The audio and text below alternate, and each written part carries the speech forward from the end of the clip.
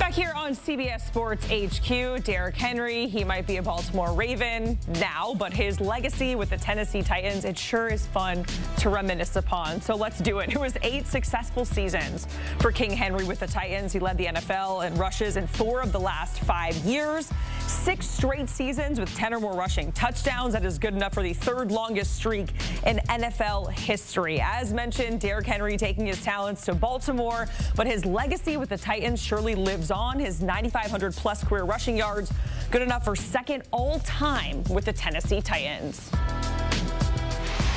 And our training camp tour is sponsored by PNC Bank, brilliantly boring since 1865. And we are in Nashville, Tennessee for Titans camp, and that is where our very own Evan Washburn is joining us right now for a live report from Titans camp. So, Evan, thanks so much for joining us. Good to see you. This is a Titans team that went 6-11 last season.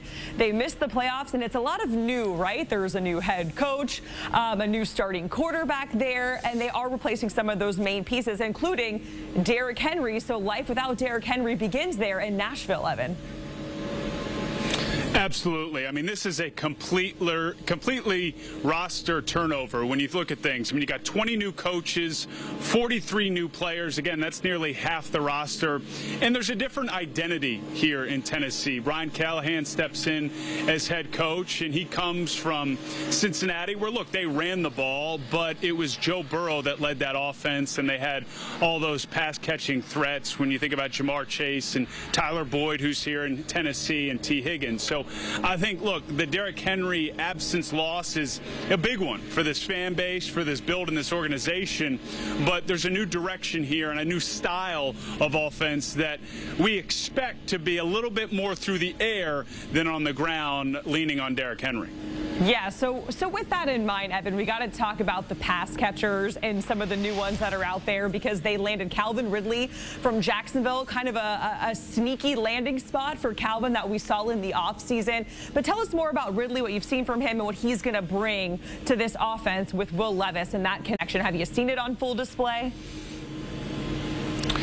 It's a work in progress, Jacqueline, because Calvin Ridley is known for his route running, but also his speed. And the deep ball is a big part of what they want to do in this offense, because Will Levis has an absolute howitzer for an arm. But that requires a lot of timing and a lot of time on task and reps, and they're still working through that process. And I think early in camp, one of the things Brian Callahan wanted to do with Will Levis was really focus on some of the intermediate throws, the checkdowns, and to take a profit on as many plays as possible, because that's what we saw last year with Levis. It was boom or bust. He comes out of the gate, has 4 touchdown passes, and then has just 4 over the next 8 games. So I think Calvin Ridley comes in to be that deep threat and to do things in the intermediate as well. DeAndre Hopkins still here. We know he's nursing that knee injury, but there's no concern about his availability for week 1. You also have Nick Westbrook-Akine, who's really emerged here as a consistent threat downfield as well.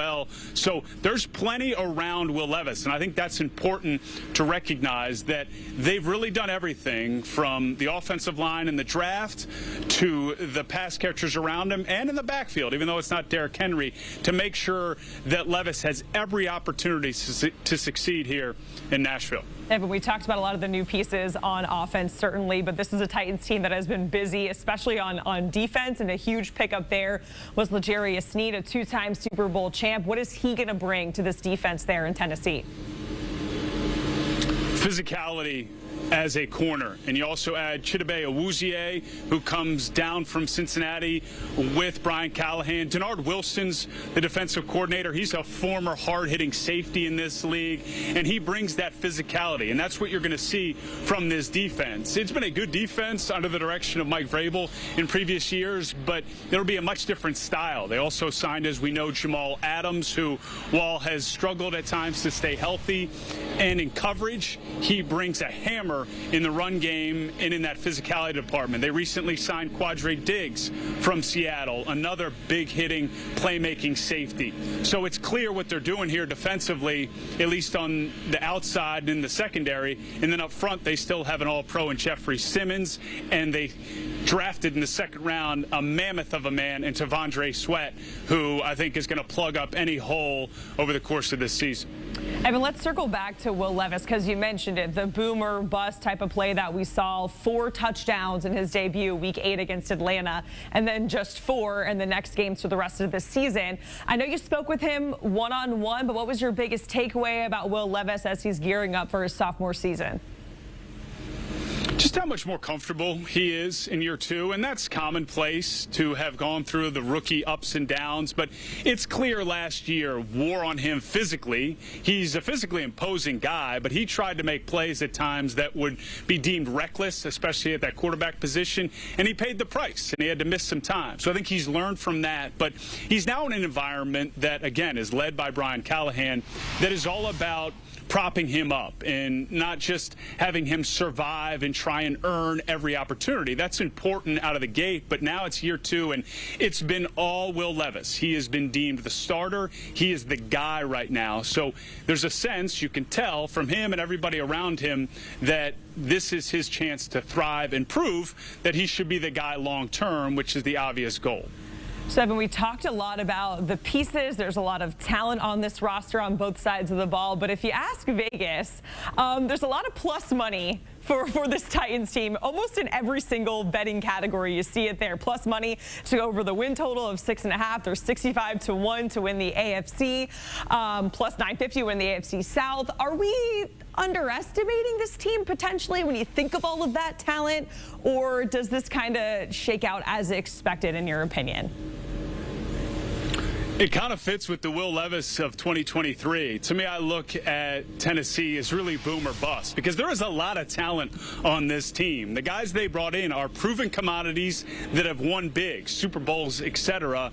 But you can't rush chemistry and continuity, and that's where the concern for me lies. Not that there's going to be enough talent to compete in this division and possibly win this division. It's how quickly can they become a football team and really have that trust off the field that translates on the field and have that time on task to be ready to compete again in what is an ultra competitive AFC South. So look, I always defer to Vegas in those numbers. I think there's a version of events where the Titans are surprising a lot of people this year, but until they prove it, there's reason to question, just again, because they flipped their roster basically in half in the offseason and brought in an entire new coaching staff as well. We certainly know we're in a new era of the NFL when we're saying an ultra-competitive AFC South. That's something that we're going to have to get used to saying with C.J. Stroud and Anthony Richardson. Evan Washburn joining us here from Titans Camp. Thanks so much, Evan. We appreciate it. Good stuff as always. And our training camp tour continues right here on CBS Sports HQ. Of course, the Titans today. We have the Lions on Sunday, followed by the Bears on August 13th, and the Giants and the Browns rounding it out on August 15th.